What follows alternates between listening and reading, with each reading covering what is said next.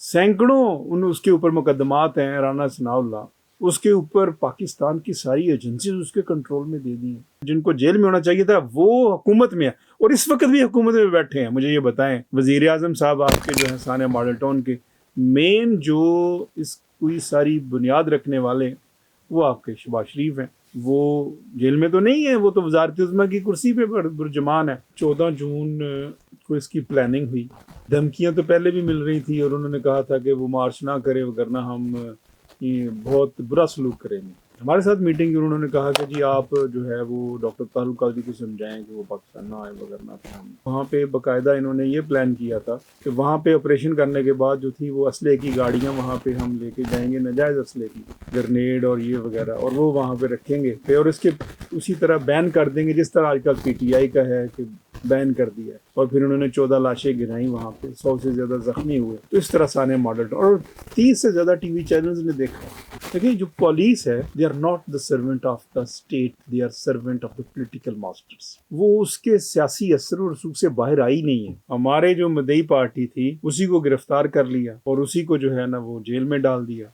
हैरानगी होती है कि हम किस दुनिया में बसते हैं। 1% जो करप्ट माफिया है, इशराफिया के जो लोग हैं, उनके खिलाफ कानून हरकत बेबस है, उनके खिलाफ अदालत बेबस है, उनके खिलाफ इंसाफ बेबस है। हमें पाकिस्तान के टाइटैनिक को डूबने से बचाना है। बिस्मिल्लाहिर्रहमानिर्रहीम।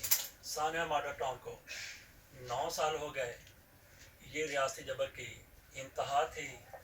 आज तक एक बंदा भी जेल में नहीं है।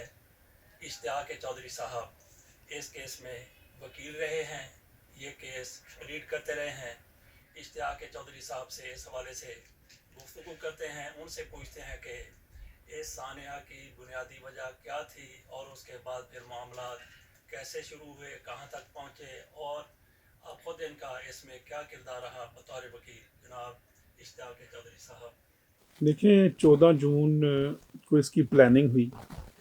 जो हुकूमत थी उससे पहले डॉक्टर तारुल कादरी जैसे इनकलाब मार्च का ऐलान कर चुके थे। तो धमकियां तो पहले भी मिल रही थी और उन्होंने कहा था कि वो मार्च ना करे, वरना हम ये बहुत बुरा सलूक करेंगे। लेकिन हमने कहा कि नहीं, मार्च तो हमने हर सूरत करना है। तो फिर 14 जून को इन्होंने मीटिंग की हुकूमत ने, और इन्होंने हमें कहा, हमारे साथ मीटिंग की, उन्होंने कहा कि जी आप जो है वो डॉक्टर तारुल कादरी को समझाएं कि वो पाकिस्तान ना आए, वगैरह था। मीटिंग में कौन लोग थे? हमारी तरफ खुर्रम नवाज गंडापुर साहब थे, और उसमें साथ हमारे एक फयाज वड़ैच साहब हैं और बशारत जसपाल साहब गालिबा। ये 3 लोग थे गालिबा, और उनकी तरफ से जो वो खुद थे शरीफ बरादरान और बाकी जो थे। तो उनमें कोई खास बंदा शरीफ बरादरान से मतलब? उसमें शरीफ बरादरान, नवाज शरीफ, शहबाज शरीफ और आपका जो है ख्वाजा साद रफ़ीक, ये ज़ाती तौर पे थे। अच्छा। इन्होंने मॉडल टाउन में बुलाया और उन्होंने कहा कि आप ये ना करें, वरना फिर हम बुरा सलूक करेंगे। तो उस सारी सूरत हाल में फिर जो है वो 14 जून को इन्होंने, देखें आप, सारी एडमिनिस्ट्रेशन चेंज होती है लाहौर की। आपके जो DC हैं वो चेंज होते हैं, AC चेंज होते हैं, SP चेंज होते हैं, और IG पंजाब जो थे खान बेग साहब, वो भी चेंज होते हैं। पहले वो थे क्योंकि खान बेग साहब ने एग्री नहीं किया था। इन्होंने वाज़ेह कहा था, जस्टिस बाकर नदवी की कमीशन की जो रिपोर्ट है ना 1 मेंबर, वो आप पढ़ लें तो वो उसमें सब सारी चीज़ें आ जाती हैं कि वो खान बेग साहब को उन्होंने हटाया और उसकी जगह सखेरा को लेके आए बलूचिस्तान से, और बलूचिस्तान से ला कर उन्होंने उसने एग्री कर लिया कि ठीक है मैं करूँगा ऑपरेशन वहाँ पे। तो यही था। बल्कि हमारी इतलात तो ये थी कि वहाँ पे बाकायदा इन्होंने ये प्लान किया था कि वहाँ पे ऑपरेशन करने के बाद जो थी वो असले की गाड़ियाँ वहाँ पे हम लेके जाएंगे, नाजायज़ असले की, ग्रेनेड और ये वगैरह, और वो वहाँ पे रखेंगे, डालेंगे इन पे, और इसके उसी तरह बैन कर देंगे जिस तरह आजकल PTI का है कि बैन कर दिया है। तो ये सारा इनका प्लान था। तो जब ये 14 जून का हमने हुआ, और उसके बाद फिर ये 15 जून को जो है वो उन्होंने आ गए ये, और 15 जून भी जब गुजरा तो फिर ये 16 जून आ गया।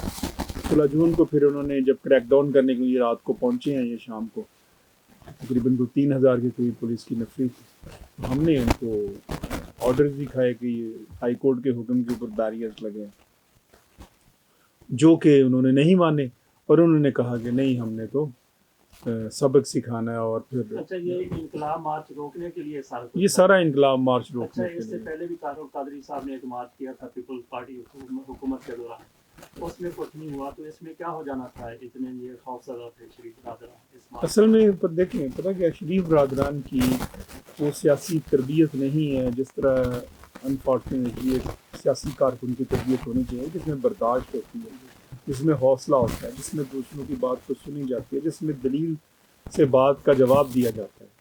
انہوں نے چونکہ یہ تو کوئی سیاست میں تو اس طرح یہ رہے نہیں ہے کہ یہ سیاسی تربیت ان کی ہوئی ہو. انہوں نے تو انڈسٹریلسٹ میں تو یہی دیکھا ہوتا ہے نا کہ میں جس کو چاہوں خرید لوں, تو لہٰذا انہوں نے پھر, اور یہ رہے بھی حکومت میں, جو بندہ پھر رہے بھی حکومت میں اس کو پھر ایک نشہ بھی ہوتا ہے, وہ ہر ایک کو سمجھتا ہے, کمزور آدمی سمجھتا ہے اور اس کو راستے سے ہٹانے کے لیے پھر ہر حربہ استعمال کرتا ہے. تو لہٰذا انہوں نے یہ لیے آئے کہ اس طرح ماریں گے. تو 17 جون کو جسٹس علی باقر نجفی کمیشن کی یہ رپورٹ کہتی ہے کہ شہباز شریف, رانا ثناء اللہ جو ایفیڈیوٹ سبمٹ ہوئے وہاں پہ جو کمیشن کی رپورٹ میں, انٹیلیجنس جو ایم آئی اور آئی ایس آئی نے جو رپورٹس دی تقریباً کوئی 200-250 کے قریب کالیں ہیں شہباز شریف, رانا ثناء اللہ اور رانا عبدالجبار جو آن فیلڈ ہے. مجھے یہ بتائیں کہ یہ کوئی آپس میں کوئی گپے لگا رہے تھے, ایک منٹ کی سچویشن جو ہے مانیٹر کر رہے تھے, اور پھر انہوں نے 14 لاشیں گرائیں وہاں پہ, 100 سے زیادہ زخمی ہوئے. تو اس طرح سانے ماڈل, اور 30 سے زیادہ ٹی وی چینلز نے دیکھا, سب نے دیکھا وہاں پہ, اور سب دیکھ رہے تھے جو وہاں پہ ہو رہا تھا. لیکن اس کے باوجود دیکھیں, ہٹ درمی دیکھیں کہ کوئی بھی جیل میں نہیں ہے. اچھا ایف آئی آر درج کروانے میں کیا کچھ کرنا پڑا تھا؟ دیکھیں آپ کے سامنے ہے کہ جب ایف آئی آر درج ہماری نہیں ہو رہی تھی تو پھر ہم نے مارچ کیا. جب ہم نے کیا تو پھر جنرل رحیل شریف کے کہنے کے اوپر ایف آئی آر درج کی. اچھا ایف آئی آر درج ہونے کے بعد بھی اس میں کچھ چیزیں انہوں نے اضافی ایڈ کر دی, وہ پھر ختم کرنا پڑی ان کی. لیکن اس میں بھی چونکہ جے آئی ٹی ان کی اپنی منظور نظر افراد کی تھی اور ان کو یہ حکم تھا کہ ان کو بے گناہ کرنا ہے, تو وہ پھر ان کو بے گناہ کیا, جس کی بنا کے اوپر پھر ہم تیسری جے آئی ٹی جو ہے نا وہ بنی. اس کے بیان کے اوپر دوسری جے آئی ٹی جو ہماری دوسری ایف آئی آر, پہلی جے آئی ٹی جو پہلی ایف آئی آر تھی ایف آئی آر 510/14, اور اس سے اگلی جو ایف آئی آر تھی وہ الگ تھی. اچھا اس کے اوپر پھر جے آئی ٹی بنی تھی, وہ بھی ان کی تھی, چیمہ ان کا تھا, وہ ڈی آئی جی, وہ بھی پولیس. دیکھیں جو پولیس ہے ہمارے ہاں بدقسمتی سے وہ پولیٹیکل ماسٹرس کی سرونٹ ہے. They are not the servant of the state, they are servant of the political masters. ٹھیک ہے, وہ اس کے سیاسی اثر و رسوخ سے باہر آئی نہیں ہے بیچارے. ہمارا سسٹم ایسا ہے کہ وہ پولیس ان کی غلام ہے. تو پولیس تو یہاں تو آزاد ہونی چاہیے سیاست سے, سیاست انڈیپینڈنٹ جس طرح انڈیا میں ہے, پولیس کمشنر کا ایک تصور ہے, امپارشل ہونا چاہیے ان کو, اپنی کانشس کے مطابق ایک پولیس آفیسر چلے, وہ سیاستدانوں کے اس طرح مافیا کے نیچے نہ ہو. جب پولیس ان کے نیچے ہے تو پھر پولیس کی آپ 10 ڈی آئی جی بنا لیں, 10 آئی جی بنا لیں, تو وہ وہی کریں گے جو حکومت چاہے گی. اچھا ایک تیسری جے آئی ٹی بھی بنی تھی. تیسری جے آئی ٹی بالکل جب بنی ہے وہ سپریم کورٹ کے حکم کے اوپر, اے ڈی خواجہ صاحب اس کو ہیڈ کر رہے تھے. اچھا تو جب اے ڈی خواجہ صاحب جو اس کو ہیڈ کر رہے تھے تو اس نے جب رپورٹ اس کی رپورٹ میں یہ گلٹی آ گئے, جہاں تک ہمیں نالج ہے, مطلب ابھی مکمل نہیں ہوئی تھی. 31 مارچ کو سبمٹ کرنی تھی رپورٹ, 2022 کو نہیں 2019 میں. اچھا ٹھیک ہے, سبمٹ کرنی تھی رپورٹ اے ڈی خواجہ صاحب نے, تو وہ سٹے دے دیا ہائی کورٹ نے. وہ اس کا مطلب ہے ان کو پتہ چل گیا کہ ہم گناہ گار ہیں, اسی لیے عدالت میں گئے نا. اگر ان کو یہ پتہ ہوتا کہ یہ گناہ گار نہیں ہے تو یہ عدالت میں نہ جاتے. تو وہاں پہ جب سٹے کر دیا, 4 سال سے ہائی کورٹ میں سٹے پڑا ہے اور اس کی پروسیڈنگ ہی آگے نہیں چل رہی. اب اس بنا کے اوپر جو ہے دوسری طرف انہوں نے اپلیکیشن نیچے دے کے 265K ایک ہوتی ہے کہ وداؤٹ ٹرائل, وہ بھی بندے چھوٹ رہے ہیں. رانا عبدالجبار چھوٹ گیا ہے, اچھا اس میں تو پہلے تو ان لوگوں کو بھی انہوں نے گرفتار کر لیا تھا جن کا تعلق عوامی تحریک سے تھا. جی بالکل ایسے ہمارے مدعی بندے پارٹی دیکھیں، کو.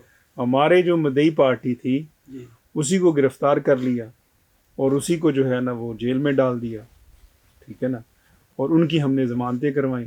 مطلب جو مقتولین ہیں جن کو انصاف ملنا چاہیے تھا ان کے ساتھ یہ زیادتی ہے کہ ان کے اوپر ایف آئی آر کاٹ دی. یعنی کہ 510 والی جو ایف آئی آر پہلی ہے وہ ہماری مظلومین کے خلاف ایف آئی آر.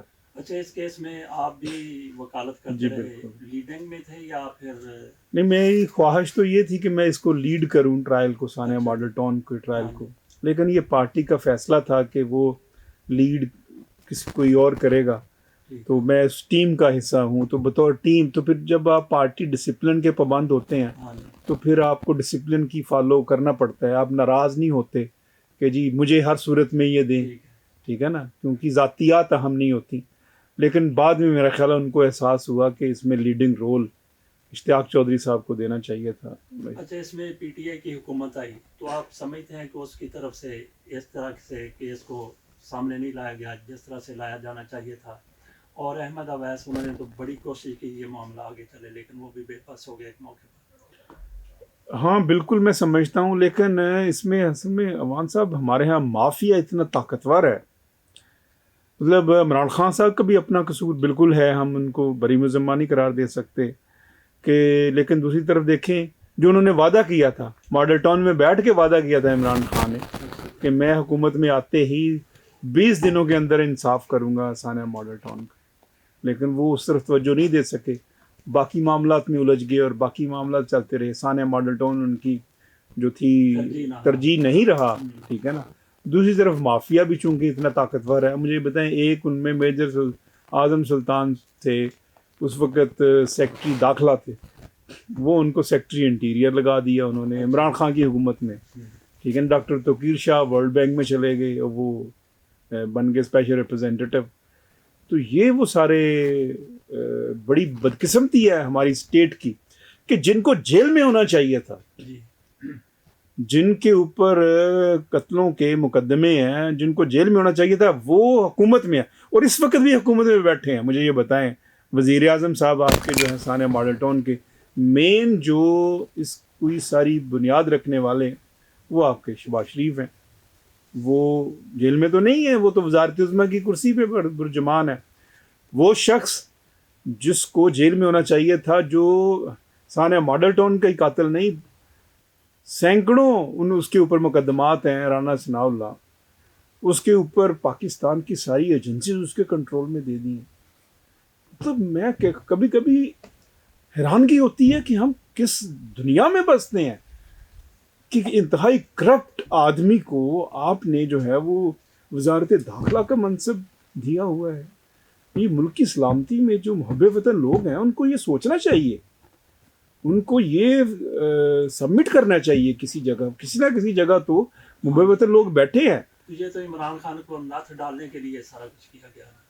جی وہ ناتھ ڈالنے کے لیے کیا تو پھر اس کا مطلب یہ ہے کہ ناتھ اگر آپ نے ناتھی ڈالنی ہے، 75 سال ہو گیا آپ کو نتھے ڈالتے ہوئے، ٹھیک ہے نا، تو ملک کا تو بیڑا غرق ہو گیا نا. آپ نے ملک کدھر جا رہا ہے بھی؟ ہماری 24 کروڑ لوگوں کا یہ ملک ہے. اب وقت آ گیا میں آپ کو بتاؤں کہ محب وطن لوگوں کو اکٹھا ہونا پڑے گا، مل بیٹھ کے سب کو سوچنا پڑے گا کہ یہ جو اس طرح معاملے نتھے ڈالنے سے معاملے حل نہیں ہوتے. ہمیں اپنے دل کو بڑا کرنا ہوگا اور ہمیں وہ جو ایشوز ہیں، جو بلوچستان کے ایشوز ہیں، جو سندھ کے ایشوز ہیں، جو کے پی کے ایشو ہیں، جو گلگت بلتستان کے ایشوز ہیں، ہم نتھے ہی ڈال رہے ہیں. ہم ان کو وہ حقوق دیں جو ان کے ہیں اور وہ ہم ان کی جو جائز جس کے بھی ہیں، تاکہ جو پاکستان ہے وہ خوشحال پاکستان کی طرف قدم بڑھا سکے. چودھری صاحب یہ جو بینچ بنا 7 رکنی بینچ بن چکا ہے، اس کے اوپر اس نے چند سماعتیں بھی کی ہیں، تو وہ بینچ کہاں گیا؟ بینچ ہوا میں تحلیل ہے جی. بینچ مطلب دیکھیں 4 سال بیت ہو گئے، وہ فیصلہ نہیں کر پا رہا، کئی دفعہ تو بینچ بھی ٹوٹتا رہا. تو یہ بہت بڑا کوسچن مارک ہے. ثانیہ ماڈل ٹاؤن جو ہے وہ نظام انصاف کے لیے بہت بڑا چیلنج ہے، اور اس چیلنج سے स्टेट को चाहिए था कि इस चैलेंज को एड्रेस करती, और इस चैलेंज को एड्रेस करते हुए जो मजलूमीन थे, जो कि बेचारे इनोसेंट शहरी थे, उनको इंसाफ देते, और जो कातिल थे सानिया मॉडल टाउन को, स्टेट उनके हवाले कर दी गई जो खुद इसमें मुलज़म है, मुजरिम है। यही तो बदकिस्मती है हमारी कि जो कातिल थे, जिसके खिलाफ स्टेट को एक्शन लेना चाहिए था और उनको जेलों में डालना चाहिए था, स्टेट उन कातिलों के हवाले कर दी गई है। इससे ज़्यादा इस मुल्क की बदकिस्मती क्या होगी, और इससे ज़्यादा कहाँ पे हम फरियाद करें, कहाँ पे हम जाएं। तो साहब, सुप्रीम कोर्ट ने एक हुक्म दिया था कि 6 माह के अंदर अंदर फैसला किया जाए, तो सुप्रीम कोर्ट का वो हुक्म भी तहलील है, हवा में तहलील है। मुझे ये बताएं कि फिर इसका मतलब है कि इस वक्त we are living in a stateless society, जहाँ पे वो सारे अहकामात जो थे सुप्रीम कोर्ट के सानिया मॉडल टाउन में इंसाफ करने के, वो हवा में तहलील हैं, किसी पे भी अमल दरामद नहीं है। तो ये हमें सोचना होगा, हमें ज़ातियात से ऊपर उठना होगा, और हमें लोगों को इंसाफ देना होगा। सेकेंड वर्ल्ड वॉर में जब बताया गया चर्चिल को कि हम जंग हार रहे हैं, तो चर्चिल ने तारीखी जुमला कहा कि मुझे ये बताओ कि अदालतें इंसाफ कर रही हैं। तो उसने कहा बिल्कुल, बरतानिया की अदालतें इंसाफ कर रही हैं। तो चर्चिल ने कहा कि जब तक अदालतें इंसाफ करती रहेंगी, बरतानिया को कुछ नहीं हो सकता, हम जंग हार भी जाएं तो। ये देखें कितनी बड़ी बात है। आज हमें सोचना होगा कि क्या हमारी अदालतें इंसाफ कर रही हैं। जब हम ये सवाल अदालतों के सामने रखते हैं, तो बात दूसरी निकलती है कि हमारी अदालतें, जो 1% जो करप्ट माफिया है, इशराफिया के जो लोग हैं, उनके खिलाफ कानून हरकत बेबस है, उनके खिलाफ अदालत बेबस है, उनके खिलाफ इंसाफ बेबस है। तो इसका मतलब ये है, चर्चिल के कॉल के मुताबिक इसका मतलब है कि पाकिस्तान हार रहा है। हमें पाकिस्तान के टाइटैनिक को डूबने से बचाना है, हमें इसको बचाना होगा। हमें इसको बचाने के लिए सिर्फ ये है कि आप निज़ाम इंसाफ कायम कर दें। रियासत सिर्फ निज़ाम इंसाफ के ऊपर कायम होती है। जहाँ रियासत में जब इंसाफ नहीं रहता, तो फिर जो है रियासत का वजूद ख़त्म हो जाता है। रियासत का जो मेन पिलर है, जिसके ऊपर रियासत खड़ी होती है, वो इंसाफ के ऊपर खड़ी होती है कि आपने लोगों को इंसाफ देना है। जब भी पाकिस्तान में कोई नाइंसाफ़ी होती है, जमहूरियत के हवाले से भी उनकी खिदमत आपके सामने हैं, लॉन्ग मार्च करते हैं, एहतजाज करते हैं, लेकिन सानिया मॉडल टाउन उनका ज़ाती है। जिस तरीके से उनके कारकुनों को जाम बहक किया गया, जबर किया गया, रियासती जबर किया गया, तो क्या ताहिरुल कादरी साहब ने आप इस मामले में सानिया मॉडल टाउन में हथियार फेंक दिए हैं? मैं नहीं समझता कि उन्होंने हथियार फेंके हैं। देखें, वो उसी तरह जिस तरह अव्वल दिन से सानिया मॉडल टाउन के जितने भी लोग हैं, जो वो फैमिलीज़, जो अग्रीव्ड फैमिलीज़ हैं, उनकी भी देखभाल वही कर रहे हैं। उनका जो खाने पीने का है, जो उनके घर बना के उनके दिए हैं, वो फैमिलीज़ के ऊपर भी हाथ डॉक्टर ताहिरुल कादरी ने रखा हुआ है। इसी तरह वो जो अदालतों में मामला चल रहे हैं, उसको भी हम देख रहे हैं, ठीक है ना। अब प्रोटेस्ट की कह सकते हैं कि उस तरह एहतजाज क्यों नहीं कर रहे जिस तरह तब था, एहतजाज हम कर रहे थे। तो देखिए, जब मामला नॉर्मली जब अदालत में बंदा समझता है कि मामला चूँकि सब जुडिस है, लिहाजा कोई ज़रूरी नहीं है कि आप फिर हज़ारों अफराद लेके सड़कों के ऊपर आएँ। अगर सड़कों पे ही फैसला करना है तो फिर अदालतें किस लिए हैं। लेकिन ये अदालतों को सोचना होगा कि अगर हमने सानिया मॉडल टाउन में इंसाफ नहीं किया, तो फिर इसका मतलब है इंसाफ सड़कों पे होगा। क्या आप ये चाह रहे हैं? तो हम तो ये तवक्को करते हैं कि सानिया मॉडल टाउन में जो इंसाफ है वो अदलिया करे, अदालतें इंसाफ करें। ये तो, और मेरा चीफ जस्टिस साहब से मुतालबा है आपके इस प्रोग्राम के तवज्जुह से कि वो देखें, इसका खुद नोटिस लें, कम से कम इस बात का तो नोटिस लें कि आप 9 साल बीत गए हैं, क्या प्रोग्रेस है सानिया मॉडल टाउन में, क्यों आगे केस नहीं चल रहा, क्यों 4 साल से हाई कोर्ट ने स्टे दे रखा है, क्यों स्टे पे चल रहे हैं। आम आदमी का जो स्टे है वो हवा में उड़ जाता है हफ्ते बाद। तो इससे जल्दी लगवाने के लिए दरखास्तें भी दे देते हैं, तो आप लोगों की तरफ से ऐसा कुछ किया जाता जी हम भी कर रहे हैं, लेकिन नहीं लगता तो फिर अब क्या किया जाए। है तो फिर इन्ना लीला पढ़ दिया जाए। इन्ना लिल्लाहि व इन्ना इलैहि राजिऊन, तो आपने बिल्कुल दुरुस्त कहा। वो तो सारे निज़ाम के ऊपर ही अब पढ़ने वाली बात है कि निज़ाम है ही नहीं है। निज़ाम है कहाँ पे? इंसाफ देने के लिए है, रह गया निज़ाम? निज़ाम नहीं है जिसमें हम रह रहे हैं।